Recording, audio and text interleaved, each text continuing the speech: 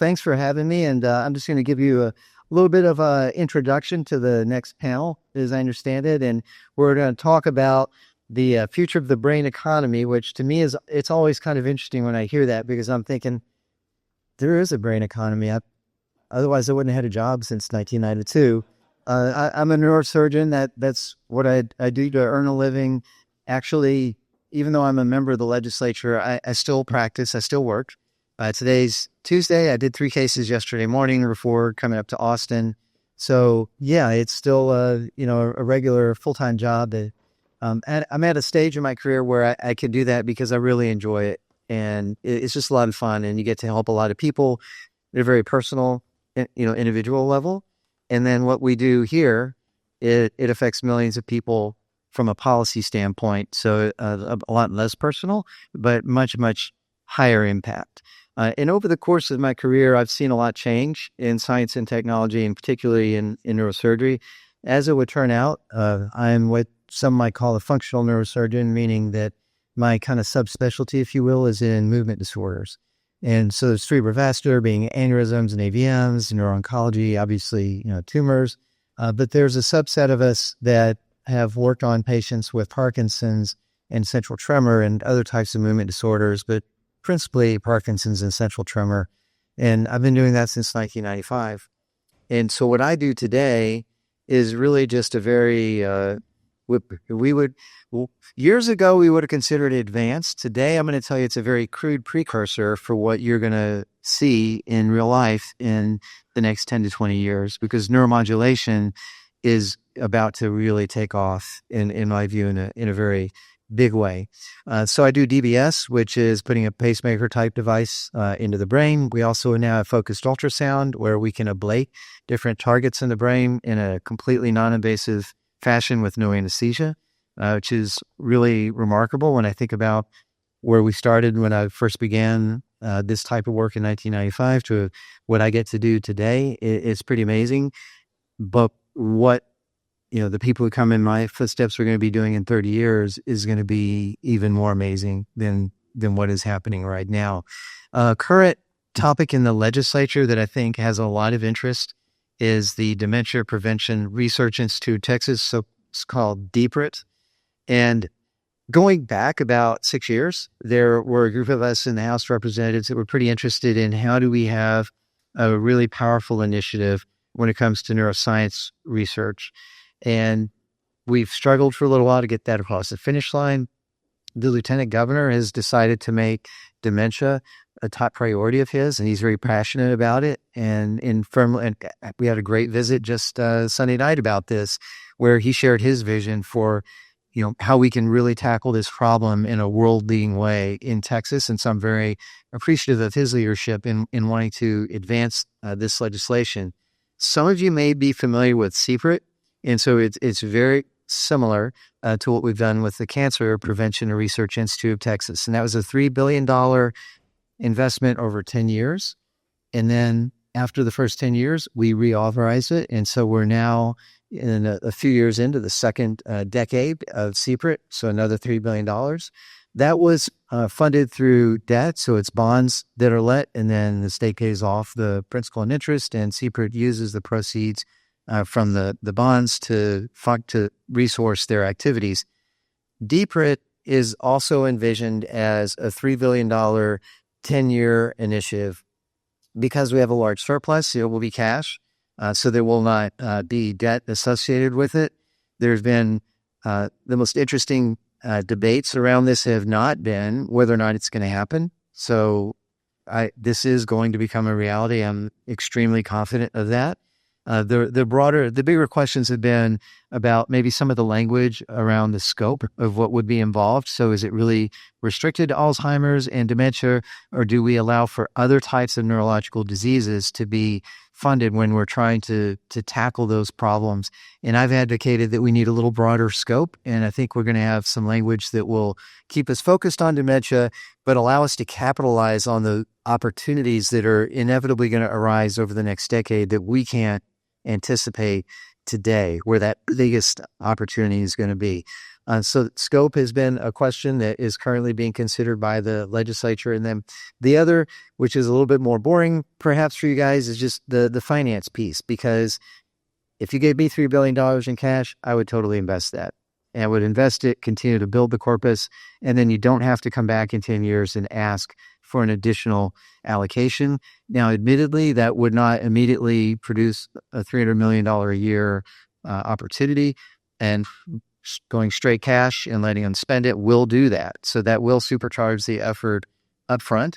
But that would be the other element that I would say has been a point of conversation or discussion. So we're in a good place when the debate is not whether or not we're going to do it. The debate is precisely how we're going to do it. And everybody's in agreement that this is a priority that needs to get done. So that's kind of a little bit of an overview of where we are. And I'll defer to the panel to the great things they're going to talk about. I will tell you, neuromodulation is going to be transformational in the next 10 to 20 years. And right now we think about that from the perspective of, say, restoring function, for example. So someone that has suffered a spinal cord injury and is paralyzed, or maybe even in the future, somebody that's had a stroke and lost function. The challenge that society is going to have to face and answer is what happens 20 years from now when the technology has progressed to the point that the average person can say, I want to have enhanced capabilities. And I can actually combine neuromodulation with artificial general intelligence and function at a level that, my parents, much less my grandparents, could have ever imagined. And so we're going to have some real ethical decisions that we're going to have to consider. And it's not that far away. Okay, this is not as pie in the sky as you might think. So maybe it's 20 years from now, but a lot of the people in this room are going to live to see that day when, as a society, we're having to wrestle with that. Because I think it will also be affordable. Like, this isn't going to be something accessible only to people of extraordinary means. I think the technology has an opportunity to become really mainstreamed with the exciting work that we're seeing now. So with that, I don't know how much more time we have. If you want to move to the panel, or if we have a question or two, I'm happy to answer questions. Thank you, Dr. Bonin. One of the questions that our audience had shared earlier was, how can people help support this effort? Is this an opportunity for people to reach out to their legislators? So I'd love for you to close us out with a call to action. So here's the thing. The Senate's already passed DPRIT. It has come out of the Senate and is in the House. The House Committee on Public Health actually heard the legislation in committee yesterday. And what I expect is there will be, within the next 2 weeks, if not next week, the week after that perhaps, a vote of the Public Health Committee and the Texas House of Representatives to move or advance that legislation to the floor of the House. My guess is it will probably advance as a Senate bill, which isn't important to you guys, but it does technically make a difference, meaning that once the House passes that, it will potentially be either on its way to the governor, or if we make some changes in the House, which if you want to see changes made, this is your last opportunity to do it. Okay, so literally like this week and maybe next week are your best chances to advocate to the members of the House, and particularly on the Public Health Committee, for whatever you'd like to see in that bill, because then it is going to, I think, pass the House. Any changes that the House makes could either be negotiated with the Senate, or the Senate could concur with the House changes, and then it goes to the governor's desk. And that's all going to happen really quick, which is kind of part of the way the Texas legislature works, by the way. It's March. We're going to be out of here by the end of May, and there is a lot that's getting ready to happen in the next fewer than 90 days. So now is the time to visit, particularly with your House members, but also with your your senators about this. So what I hear is that if we want to ensure there is broader scope for inclusion of other neurological disorders, TBIs perhaps, we were talking with our veteran community, now is the time to reach out to the members of the House and the Public Health Committee to make sure we are inclusive. Right now. Like, it's happening as we speak. And so I've had conversations about this afternoon. So those negotiations are occurring this week. And the committee is who will decide what comes out of the committee. So there's 150 members of the House, but at the moment, it's really about those committee members that are going to have a vote on that bill. And they do have the ability to say, hey, we love your bill. We're going to move it, but we'd really like you to make these modifications to it. So that it would be the members of the Public Health Committee that currently kind of have the ball in their court, so to speak. And then once it comes out of that committee, then it'll be in front of the entire House. But at least that narrows your field of vision there for who you really need to talk to over the next few days. Thank you so much, Dr. Bonin. Let's give Dr. Bonin a big round of applause, and thank you for joining. Next, I'd like to invite up Kana Enomoto with McKinsey Health Institute, who is going to give us an overview of the brain health and brain economy before we move into our panel conversation. Thank you, and good afternoon. I'm Kana Enomoto from McKinsey Health Institute. I'm Director of Brain Health, and at McKinsey Health Institute, we are dedicated to adding life to years and years to life. And for us, that means improving life expectancy, but also improving quality of life. So anyone guess, in the last 20 years, how much has global life expectancy changed? Just in the last 20 years. Any guess? Tell us. 10 years. 10 years. We've extended life expectancy by 10 years just since 2000. And in the last 200 years, we've actually doubled our life expectancy. And if we could move slightly. But what has occurred in this extension of our lives, we have not extended the quality of our lives. So we spend about the same proportion of our lives in ill health that we did 200 years ago. So about half of our lives are spent in less than good health. And so we're talking about squaring that curve. Right? And I think brain health, as you would probably all agree, is a pretty essential part of that. How do we have higher quality of life towards the end of our lives? Not only is it the chronic disease management and physical health, but obviously it is our brain health, which is going to be really critical to that, creating that advantage. So if we go to the next page. We have been thinking about the brain economy, talking about the brain economy, the amazing advances that we have in medical science. We also, and part of the brain economy is not just brain health, it's also brain skills. And so the World Economic Forum in its 2025 jobs report highlighted what are the job skills that leading CEOs around the world say are the most important in the workplace today. If you look on the left-hand side of this table, it's things like analytical thinking, resilience, leadership, social influence. 7 out of the top 10 job skills, according to the 1,000 leading CEOs in the world, are brain skills. And I thought, well, okay, that's for today. But, when technology comes with AI, that's really going to shift, and it's going to really tilt us over to the technology and technical side. But WEF asked those same CEOs, what do you see as the fastest rising skills between now and 2030? Still. So yes, AI, number one on the list, no surprise, but 5 of the top 10 skills are still brain skills.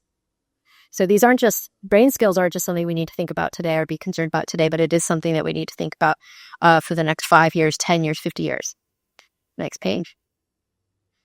And so why Texas is so well poised and has such urgency to look at brain health and a brain economy. Texas is losing almost 2 million disability-adjusted life years every year from brain health conditions. The primary mental and substance use disorder. Actually, this number is quite a little bit bigger if you add in the neurological conditions, and then the conditions that come along with them. So people with mental, neurological, and substance use disorders also have high rates of chronic disease and other physical health conditions. And so you need to take all of that into consideration. But about half of this burden could be averted if we just scaled what works. And we do have technologies. We heard about neurostimulation, brain-computer interface. There's so many things on the horizon which are super exciting, but there's also a lot of things that we have today which are very exciting and could be scaled if we made them accessible to everybody. Next page. And I did not know this, but did you know? You guys probably already know Texas has the second most Fortune 500 companies in the country. We did know that. You did know this. All right. So just new for me, non-Texan, sorry. But this points to, you have not only is oil and gas obviously super important industry here, but that's an industry that's going to go through transformation. That's an industry that's going to face a technological revolution and such a high proportion of tech companies based in Texas. That means you need a highly skilled workforce with as the optimal brain health, optimal brain performance, and yet you have some challenges with your workforce with high rates. Actually, oil and gas construction have the highest rates of suicidality. We also have high rates of injury, chronic injury, disability, so on. We also have challenges in education. And so how do we create a brain economy by focusing on those things so that we have the workforce that is needed for the 21st century? Brain health, that is not just the absence of disease, but also the presence of thriving, flourishing, good brain health, cognitive function. Brain capital is the form of capital that combines our brain health with our brain skills, things like leadership, adaptability, resilience. And then those things put together is brain capital, which becomes the currency of a brain economy. And that is the exciting part that I think Texas has the opportunity to harness. Because you have such amazing institutions and then political leadership that is pushing things like DPRIT, which positions you well to move forward. Next page. This is just a visual that we developed together with the Alzheimer's Collaborative, Us Against Alzheimer's, in talking about how do brain health, brain skills, or workplace performance and neurological health fit together. Because they feel maybe like disparate topics, but in fact, when you look at the research for all three of these disciplines, there's quite a bit of overlap. And what you see on the left-hand side is common risk and resilience factors for all three of these things. So stress, sleep, community engagement, also your health risk, right? All of those things predict how positive your mental health is, how positive your workplace performance is, and your neurological health. So all of those things go together. And then those three things coming together also contribute to sources of value for employers. And so the conversation isn't necessarily a separate conversation about dementia, Alzheimer's over here, mental health over here, employee well-being and burnout here, right? You can actually have some of these conversations together. And I think that also gets at the essence of the brain economy. Next page. So what we're doing here, I think we're setting the conditions for success for the brain economy. We're setting a bold ambition.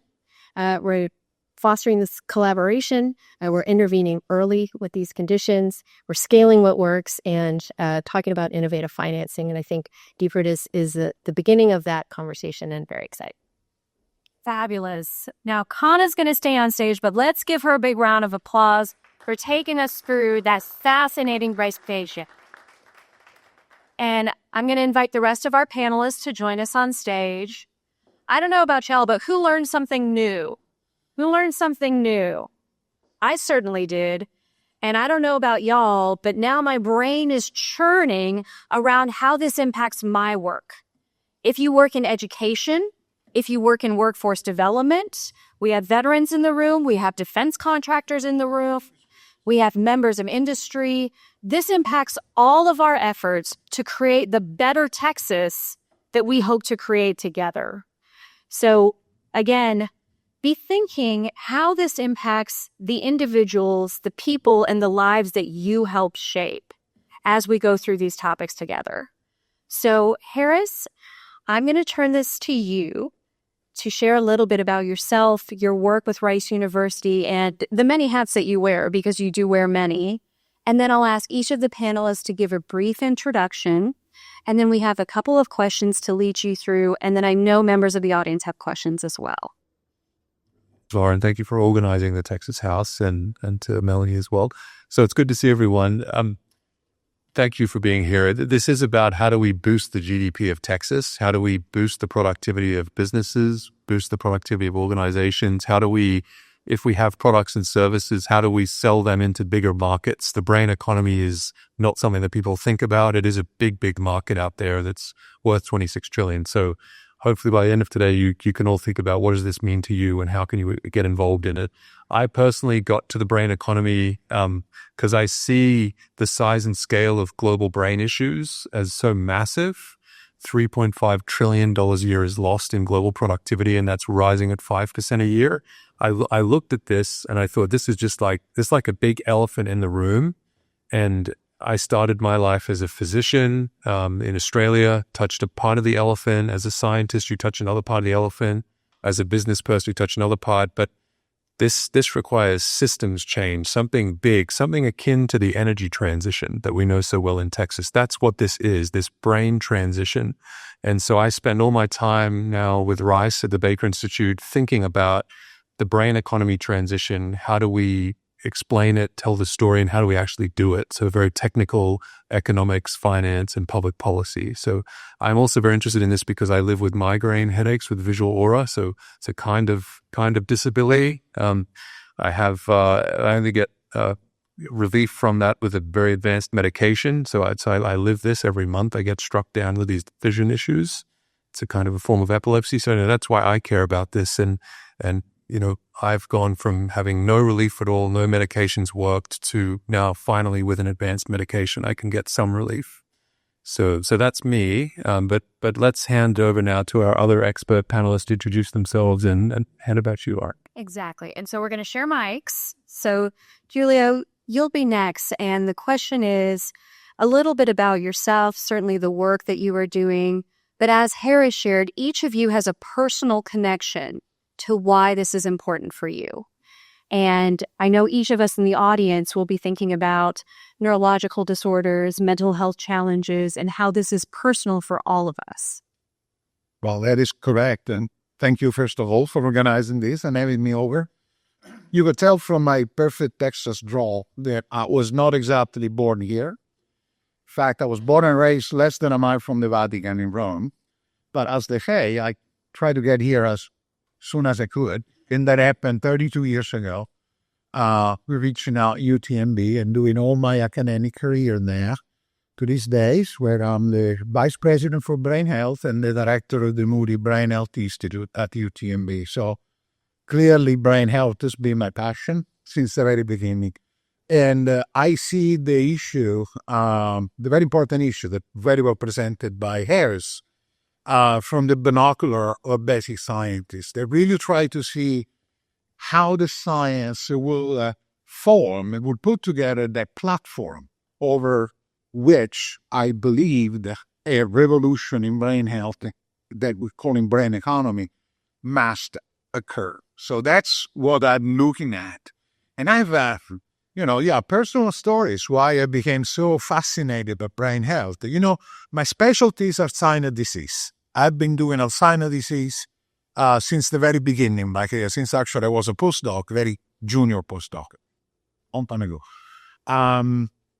And when you look at Alzheimer's disease, you're always focusing and thinking on what's bad in that brain, what's happening, what are the toxins that are destroying the brain of an Alzheimer's patient. And we've done that for 40, 50 years to realize that that particular approach didn't lead anywhere, as you well know. And then roughly 15 years ago, we and others, but we were kind of spearheading the part, came across some individuals that although they had a full Alzheimer's pathology on their brain, they were cognitively intact. They were not affected by the disease. And now at that point, you could see those individuals and say, well, these are freak of nature. Okay, whatever. We don't look at them. Let's move on. Or you would realize that those individuals were telling us a story. And the story they were telling is that each brain would adapt to the challenge that is posed. So the real winning card to really understand these diseases and brain health in general is not to focusing on what is affecting your brain health, but rather focusing on the responses that your brain is capable of doing.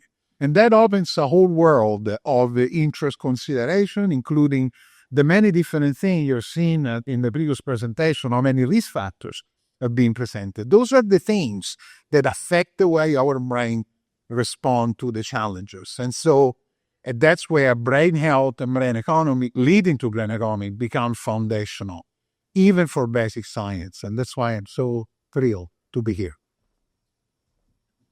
No, we know a little bit about your professional background, but certainly you have a personal why in this as well. So as we move to you and then to Ronelle, we'd love to hear, in addition to your personal experience, what is the why that brings you here today? Yeah, I have spent my entire career in the behavioral health space, but I will tell you that 5 years ago on Mother's Day, I was sleeping on a chair in an emergency department observation room with my daughter who had attempted suicide. And that was the start of a very long journey for our family of trying to find services that worked, trying to find services that were evidence-based, trying to understand how I could keep my daughter alive, how I could keep her motivated, and how I could keep myself sane in that process. It was incredibly challenging because at the time I had just been the head of SAMHSA, right? So I was head of a federal agency. I've been a psychologist by training. I know everybody. I have access to all of the information, and I could not find care for my child. And we were very lucky, right? We had 4 emergency department visits later, several hospitalizations later, a lot of PHP, IOP, a lot of care that wasn't evidence-based, frankly. She made it out alive. She is a junior in college. She's thriving. She plays tennis and still struggles every day. But she uses the skills and the services and the knowledge that she gained through evidence-based treatment. And I think that for me was just a huge eye-opening experience. Both, if I'm having such a hard time and I speak English and I have insurance and I know how to navigate the system and I really had an uphill battle for 3 years, it's not easy for anybody, obviously. And also that it was so hard. I was kind of maybe in a little bit of an ivory tower thinking that everyone was doing evidence-based care. But actually they aren't. And so that really put a fire in my belly in terms of wanting to make sure that, that we were, as a system, delivering what works and that we put in place the right financial incentives as well as policy frameworks to make that happen. So I just want to echo something that you said. I think that all of us think that because we know one thing, we know all things. And we think that we're kind of immune to a lot of problems that other people might be facing. And then something happens in your life and you realize that you're just kind of exactly in the same boat as everybody else. Because I did not spend my entire life on trying to figure out how my brain works or how other people's brains work. I spent my life learning how the law works and then how to be an investment banker. And then while I was an investment banker, I met somebody who I thought was a very, very nice person. And I got into a relationship with that person. And 4 years after getting into a relationship with a very nice person, I ended up emotionally completely destroyed, financially destroyed, and, hurt a couple of times. And I didn't really know what had happened to me at all because I thought I knew so many things and I understood how the world works and I had such a support network and all these other things.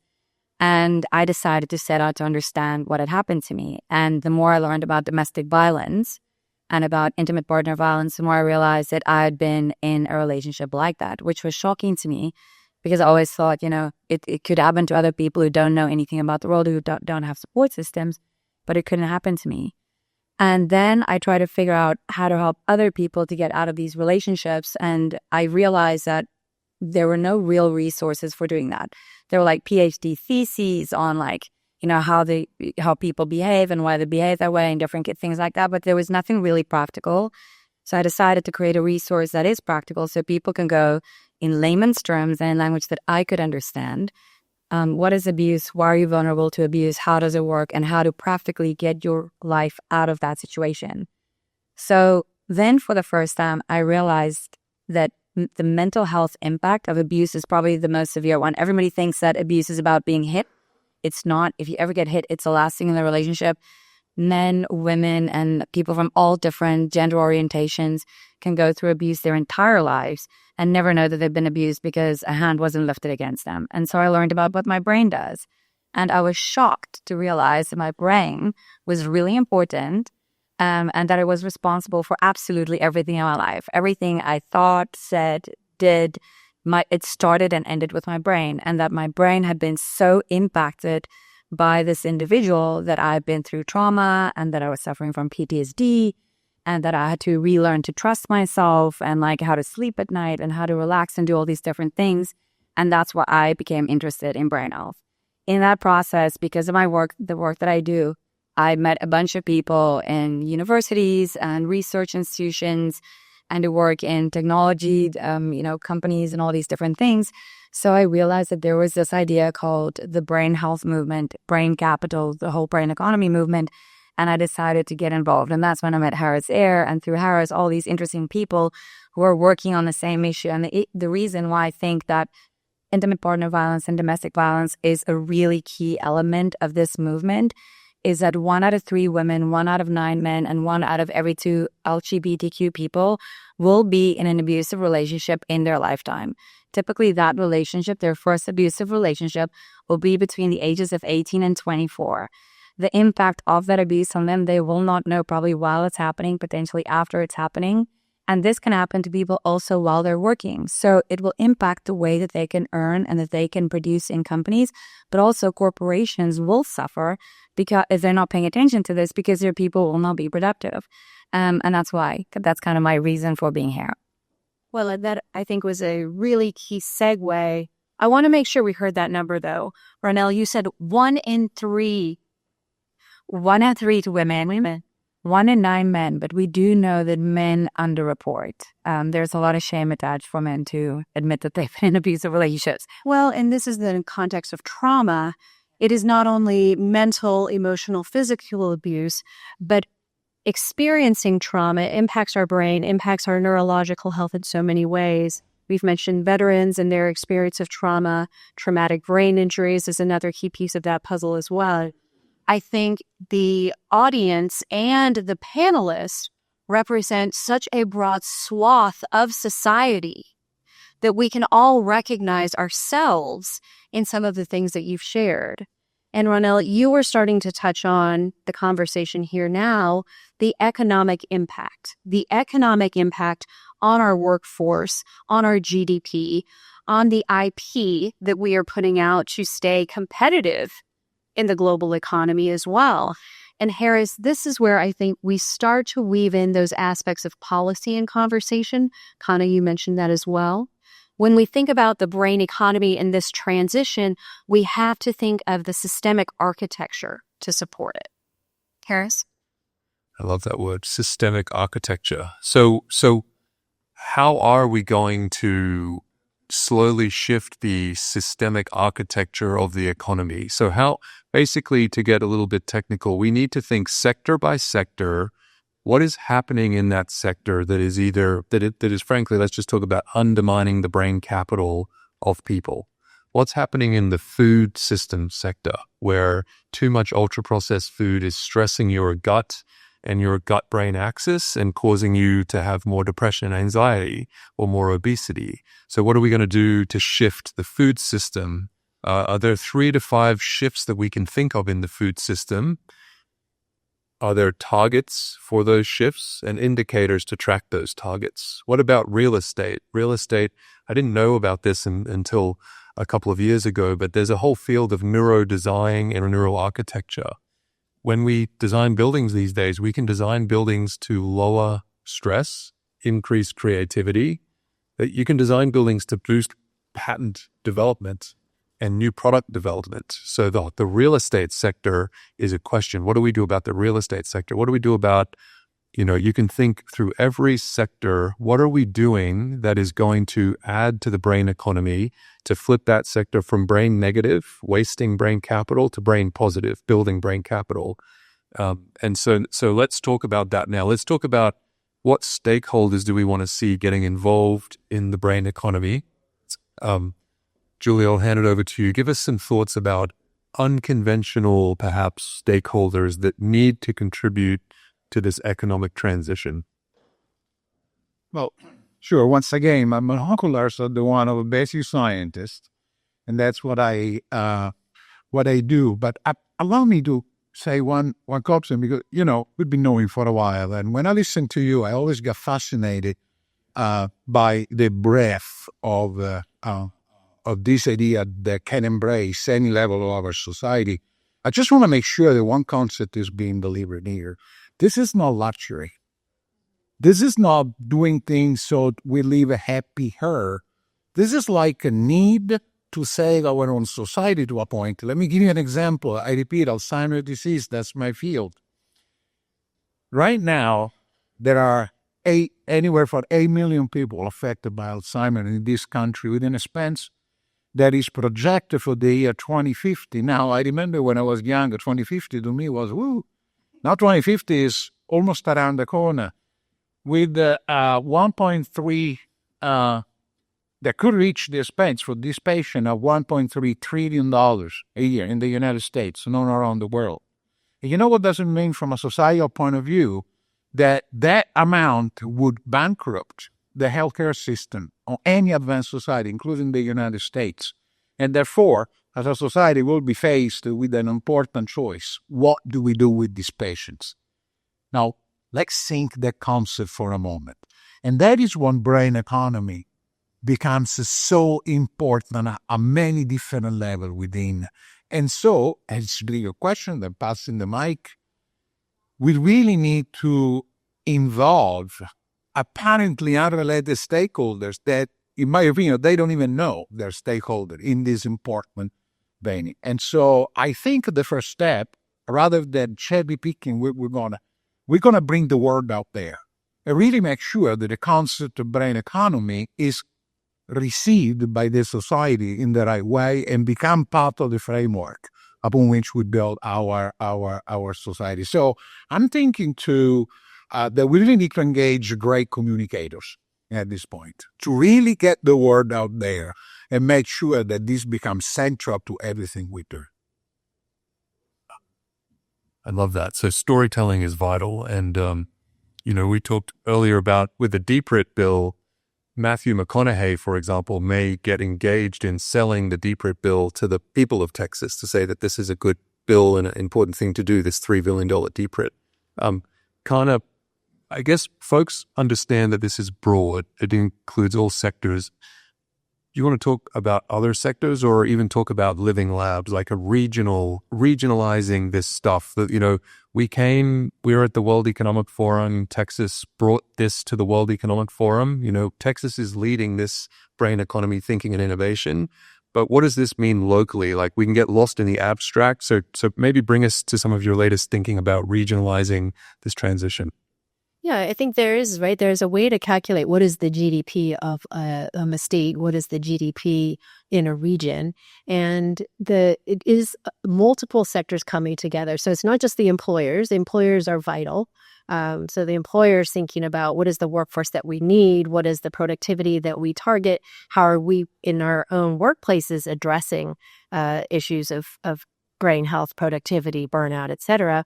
But it's also working with the communities, working with the schools, working with the health system, working with payers, and then thinking about the built environment, thinking about how we are finding housing and creating living spaces for people that are also conducive to better brain health. I think also in terms of healthcare, a lot of people think that brain disorders are very rare. Right? Or people think mental illness is just like schizophrenia and it's this thing that happens to very few people. But, if you look to your left and look to your right, well, actually just look to your left, because 1 out of 2 people will have a mental or substance use disorder in their lifetime. Right? And 1 out of 3 of us will have a neurological or frail.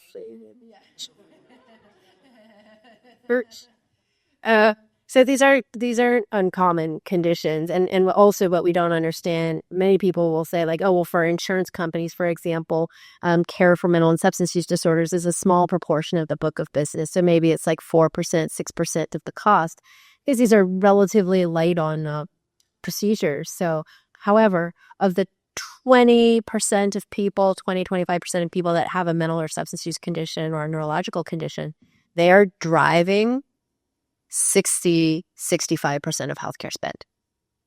So this is a population that is extremely costly. And so it's, we need to get insurance, we need to get healthcare, we need to get budget directors, finance directors, CFOs, right? Like the finance community needs to be paying attention to these issues because they're costly, but they're also preventable and treatable. So it's really, on us for not taking care of them earlier, that we're bearing this cost that we don't. So I would call it like a brain capital tax that we're paying that we could be avoiding. Wonderful. Thank you. And that's brain capital tax. And before we hand it over to you, Ronelle, we have some colleagues here that are working with Bechtel, a big construction company, on trying to help Bechtel. That the construction sector has a lot of neurodiversity, autism, dyslexia, and so developing solutions. Grant and Jez, you want to put your hands up for folks can comment to later.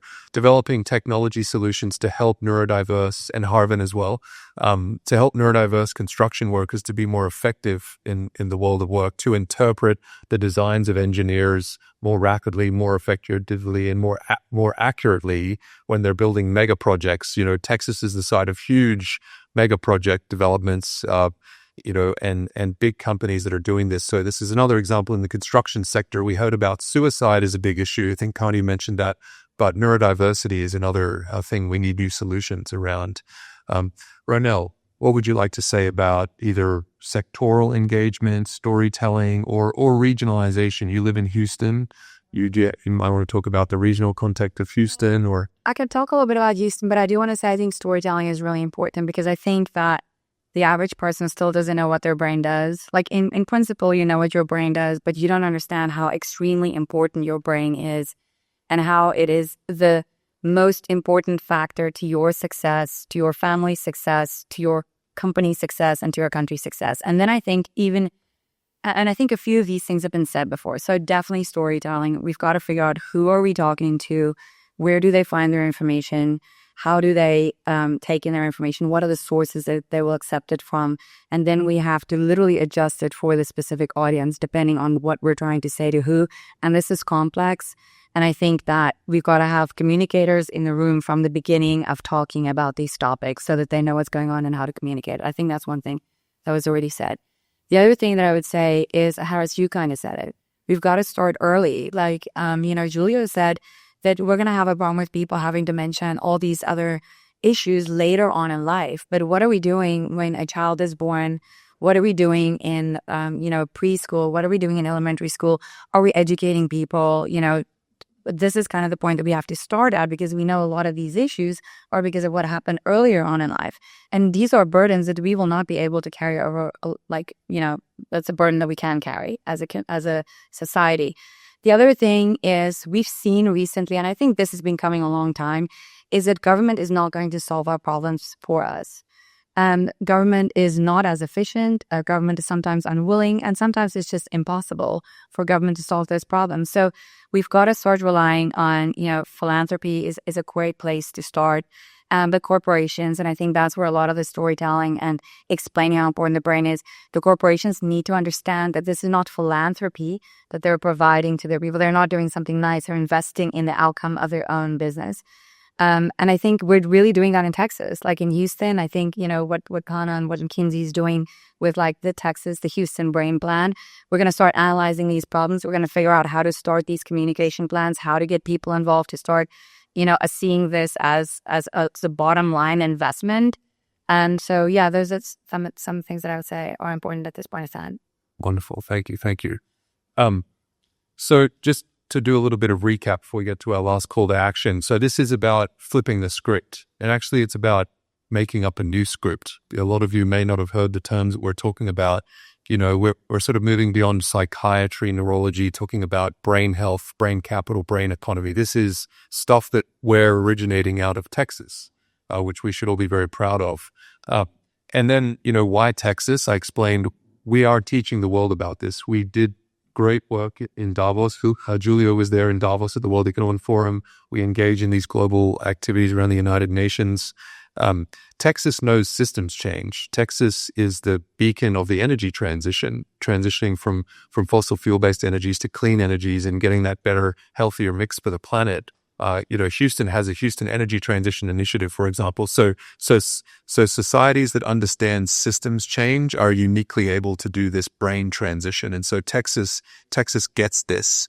I think Texas is now the biggest producer of renewable energies in the world, but also obviously has a lot of big oil and gas companies.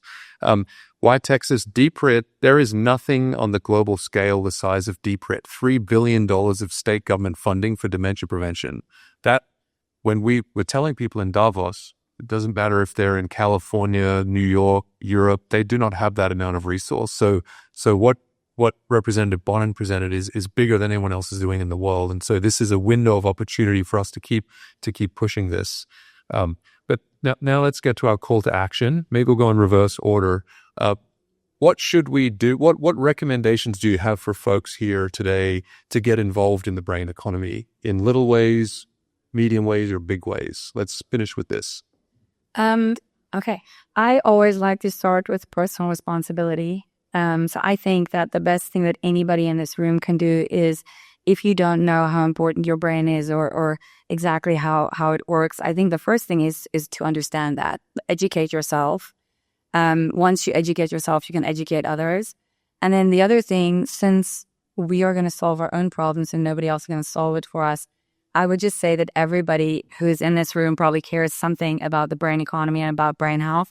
And if you're not involved in an organization yet that does something in that space, I would say to get involved, because if you're a company, it's obvious what you need to do. Like you need to figure out, you need to go work with your staff members in, I don't know who runs your healthcare programs, but you've got to figure out what you can do within your organization to improve that. But if you're an individual, figure out how you can get involved in an organization. There's a lot of initiatives in Texas. Ground Roots is a fantastic way to start. If you're not a policymaker, there are lots of other opportunities. So I think that's what I would say. If you're a business owner, then I would get an organization like McKinsey or another one that, nice, that's a top dollar business, but there's somebody else who can help you to analyze actually what impact this could have on your business, so you can figure out how much money you can actually start investing in this and expecting a return on your investment. Great. Very helpful. Thank you. A lot of us exercise. A lot of us take supplements. A lot of us watch what we're eating or how we're sleeping. But are we doing something for our brain health? Right? So 40% of the burden for dementia could be averted if we have basic lifestyle changes. And so are we connecting with friends and family? Are we are we getting the sleep that we need? Are we, managing or monitoring our mood, our anxiety, our stress? Are we spending time outdoors, right? And then also think about the people around you, right? I have a niece and a nephew that I asked if we could take the baby outside for a walk. And they were like, no, he's not 6 months old yet. We can't put sunscreen on him, so we're not taking him outside.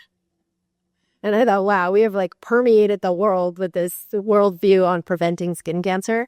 But at the same time, if I said, what are you doing for your baby's brain health? I don't think they would have had an answer. And so think about, you're doing things for your health. Your company's doing things for your health. Your community is doing things for physical health. Are they doing things for brain health? Right? And it shouldn't be any less. And it's arguable that they should be doing more. And we should all be doing more. So that's kind of how I would level set, what do I think about physical health? Take that, double it, then do that for brain health. And maybe think of your brain as part of your body instead of as this extra entity that's out here somewhere. It's still a part of your body, right? Dick, that we recognize the brain as where our self resides is a very recent concept. We don't realize that because originally, traditionally medicine has interpreted the heart where our consciousness would be, because the heart responds to our emotions.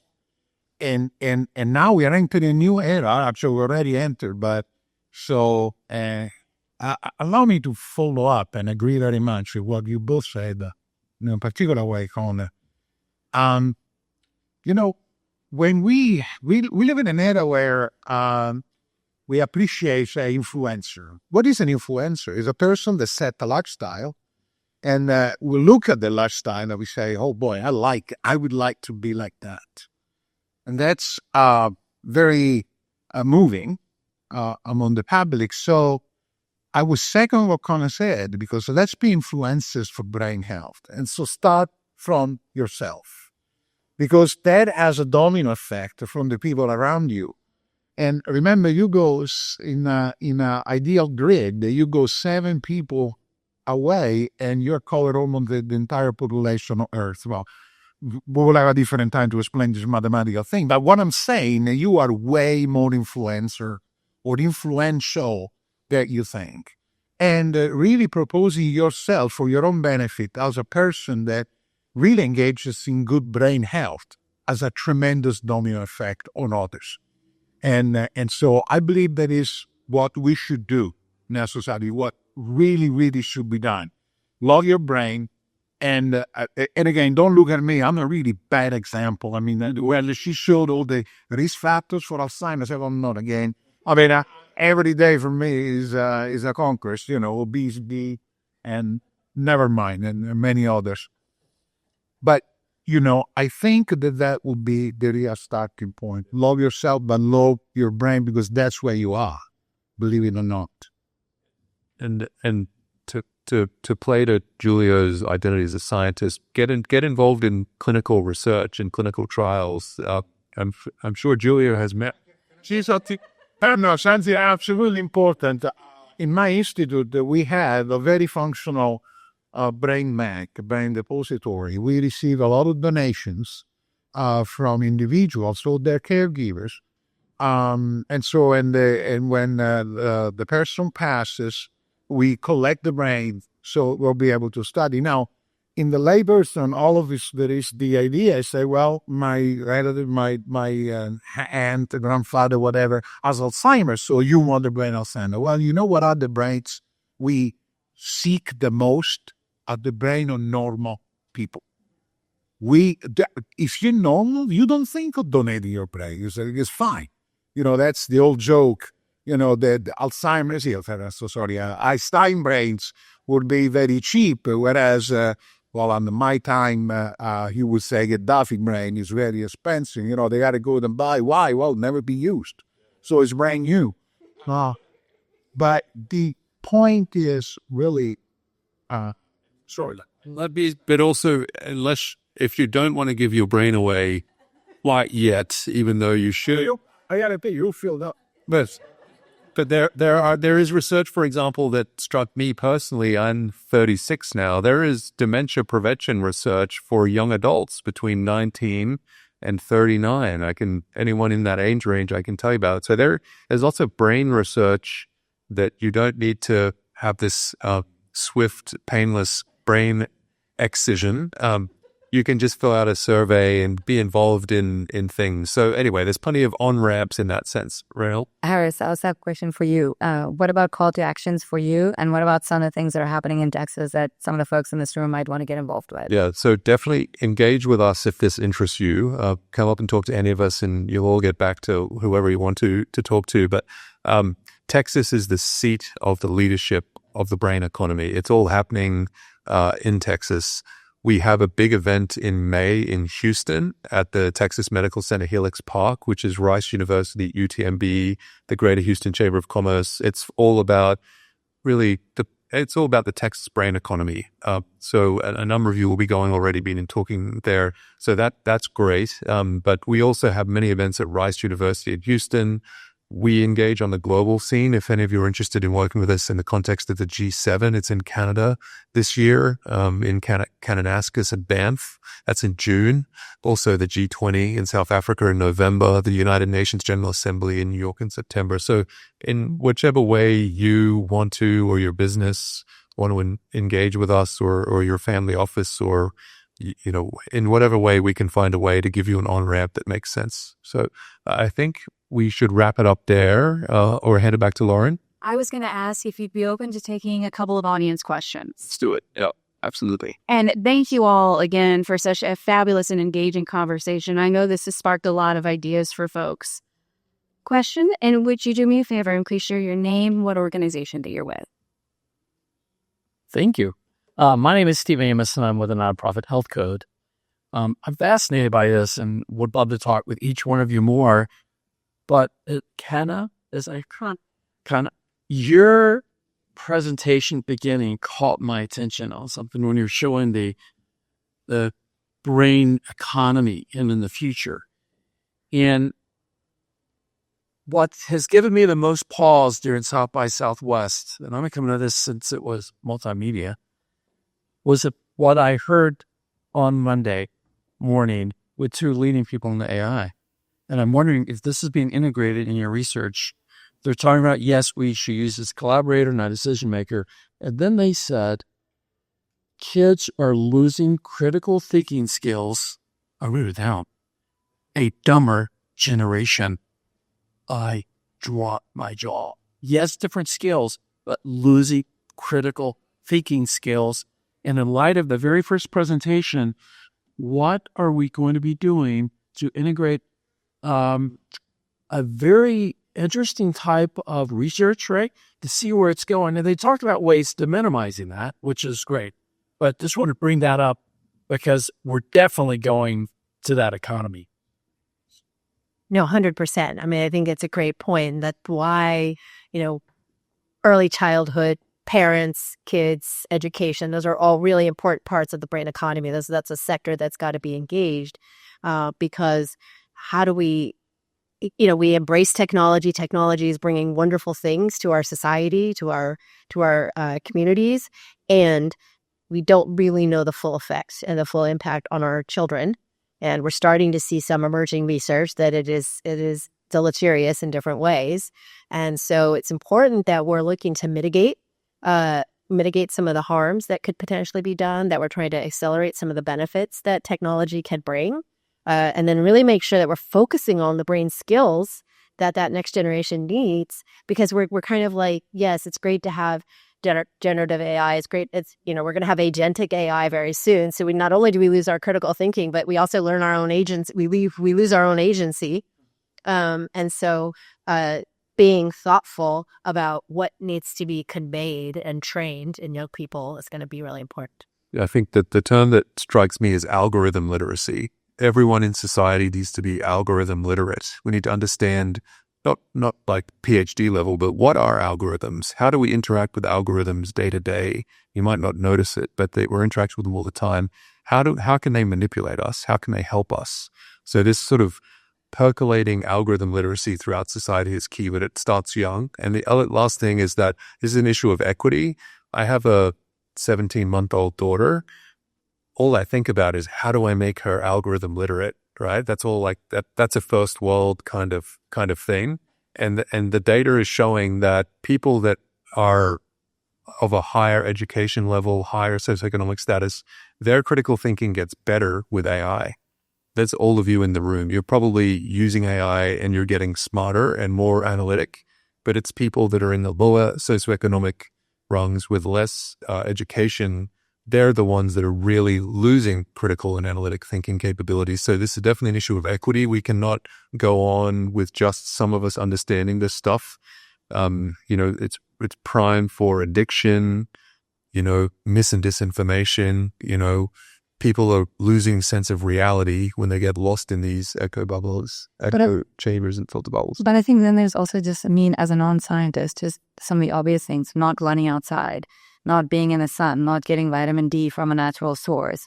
I think, so we talk about technology a lot and like how we want to teach kids different things, but what about the things that we've lost that could have actually contributed to that loss of critical thinking? Is solving the problem of climbing a tree. We're getting from the one side of the bayou to the other side of the bayou. I had to use the Texas example, but these are critical thinking skills that kids just used to learn naturally by interacting in their natural environment instead of just sitting in front of screen all day, being taught important stuff. And some of the social skills too. Also with kind of helicopter parenting, and we make their play dates for them. We, sort of manage social schedules and kids not learning, from the schoolyard or the street corner where someone, like, you learn how to behave differently when you have to navigate it on your own rather than your parents curating all of your relationships for you. So I think that ends up being another detriment for our young people. I'm currently engaged in a study on adolescent flourishing with the University of Arkansas. So this is touching on something that I want to nerd out on, but we do have some additional questions and I want to make sure we make time for those. Harvin, I will get to you next. And would you like to share your name and any organization in your question? Sure. Hi, my name is Ping Ye, and I'm CEO of a spin-off from Boston Scientific. We've developed a platform that actually digitizes chemicals produced by the body through the breath. So we're actually at MD Anderson on a cancer study, but it actually works with the brain because there's a lot of VOCs or volatile organic compounds that come from the brain as well.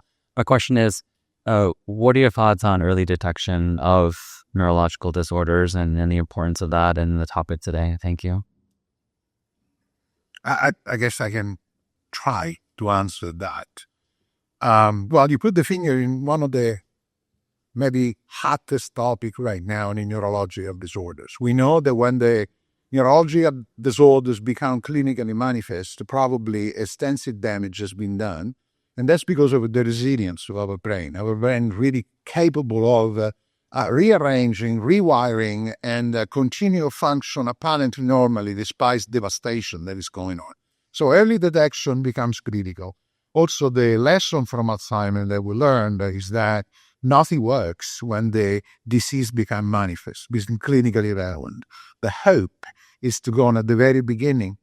Even the latest drug that I'm sure many of you had heard, which is an antibody. I mean, it doesn't matter the technicality, but basically clear the brain from this toxic protein called amyloid beta that apparently has been there accumulating since 20, 30 years before. And removing that protein, in my view, since we are in Texas, is like treating on the ER a gunshot wound by putting the gun into safe. Too late. I mean, sure, you're not going to get a second shot, but the damage has been done. So we really need to learn the biomarker. And that, if allow me to piggyback to the previous question, that's where we are exploring the possibility that AI can come big time in our help.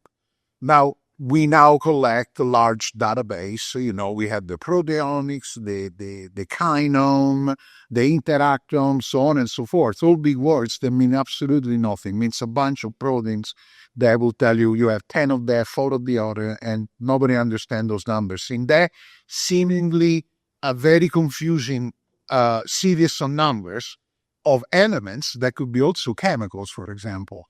Can we teach an appropriate AI to read or to look a pattern that our brain cannot? And I think we need to go that way. So we need your help.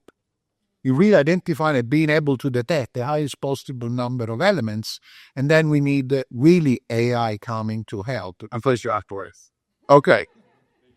Yeah, I think the other piece of this is health system preparedness. So even though there are some biomarkers ready now to go, whether they're PET or MRI or blood-based, health systems are not adopting them. People don't realize that doctors and health systems and insurance companies take time to warm up, to figure out what to do with the technology, how to use a web portal or how to interpret results. So that's where Texas is unique because we have such massive health systems. Tony and I were talking earlier about the UT systems, massive health system. So working with UTMB, we're trying to support health system preparedness for biomarkers for the early detection of neurological disorders. So I'm happy to talk about that and further.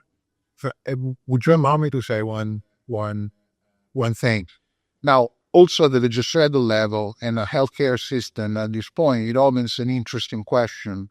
Say, with your help and the help of bioinformatics, we pinpoint an element that when we're in our 30s can predict development of incurable disease. That's an ethical question. And then what do you do? So it creates a catch-22. Now we know that the person will develop an incurable disease. However, we still need to figure it out how to stop that disease at this age.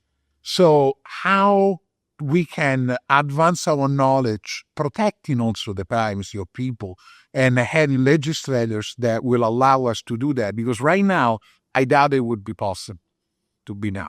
So it's a big question, and it goes beyond the problem. But I think we have to bet on the come that these things are going to happen, right? For me, that's how I think about the brain economy. I'm not thinking about it for next year or the next 5 years, right? But this is a 50-year vision. It's a 100-year vision.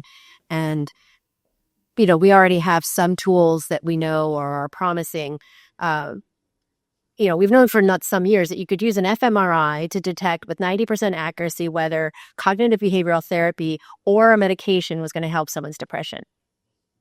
It's not a very practical way to figure out whether or not somebody needs a medication for depression, right? We just prescribe the medication, we wait 3 months, and then we try something else, right? So what's the cost of an fMRI? It's got to be, right? So things have to be accessible. They have to be affordable. They be practical. That, infusions, doctors don't want to do them. Patients don't want to do them. So, breathalyzer for depression, a breathalyzer for Alzheimer's or dementia, right? That's a game changer. GLP-1s, right? Like that's another game changer. So I think I am anticipating that these things will happen, and we have to position our health system and our public to be receptive to them when they come. Yeah, well, and to that point, Kana, Texas, for everyone in the audience, Texas is the leader in neurotechnology industry, the industry of startups and research. It's about chips in the brain, chips interacting with the brain to treat disorders, stroke, depression, etc. We have a bunch of startups in Austin, a bunch in Houston, big research labs. So the future is here in Texas in a sense. And so the question for us is, what do we do to foster the neurotechnology in Texas to keep being the global leader? I love that we've identified so many other topics that we're going to have to do more talks on. I'm going to close this out with one last question. Thank you, Lauren. And Kana and Ronell, I went out last night, had fun laughing with friends, and then this morning, 20 minutes of stuff, right? So I feel like I must be on top of my brain to laugh. Yeah. My name is Harvin Moore. I'm one of the co-founders for a company called Multiplied AI, and we're deploying AI agents to help enterprise companies, really train and develop their workforces, and do project management and so forth. My question is for Harris. Since you're the lead for neuro policy, I'm just wondering if you could tell us what the number one or the top two policy goals that you have, either for Texas or for the U.S. right now. Yeah, I appreciate that, and appreciate the work you're doing with Multiplied, and you will be in Houston with us in May with Bechtel, so that's going to make a big impact on that audience when you showcase what you're doing. I think getting DPRIT passed, getting $3 billion for dementia prevention in Texas, that's number one priority because it's so close to happening. So we all need to figure out how to support Greg and his colleagues to get that done. And then the second one, I would love to see, a veterans brain health institute. I think the U.S. needs to invest more in veterans brain health. We're in conversations about this with some legislators and bureaucrats. Veterans have a really hard time dealing with highly disproportionate levels of mental illness and neurological issues. They're not getting what they need from the health systems right now. So that's another big policy priority that we have actively ongoing in conversations in Texas, which may include some coordination. So those are my top two. But you can imagine, Harvin, that this brain economy is a big canvas, and so we are having conversations about how do we figure out, in America, what are the top 5 things that are part of the brain economy? Is it some sort of national screener for dyslexia? Something for Parkinson's, banning Parkinson's-inducing pesticides. But then what do different states want to do? Governors and lieutenant governors, clearly, as exemplified in Texas, want to take action. So what does California want to do? Minnesota want to do? What does New York State want to do? We're interested in thinking through that, and these regions will probably have different policy priorities. So anyway, that's a short answer and then a medium-like answer. But it's exciting that there is so much interest in policy activity. I love it. So let's give a big round of applause to our panelists. I want to encourage everyone to stick around. Our next panel is going to be on energy abundance, energy prosperity. Workforce development is a common theme that we're weaving the thread throughout. If you'd like to also join us on our rooftop, engage with our panelists, ask them questions in person, that's why we're here today at Texas House. Thanks, everyone. Thank you.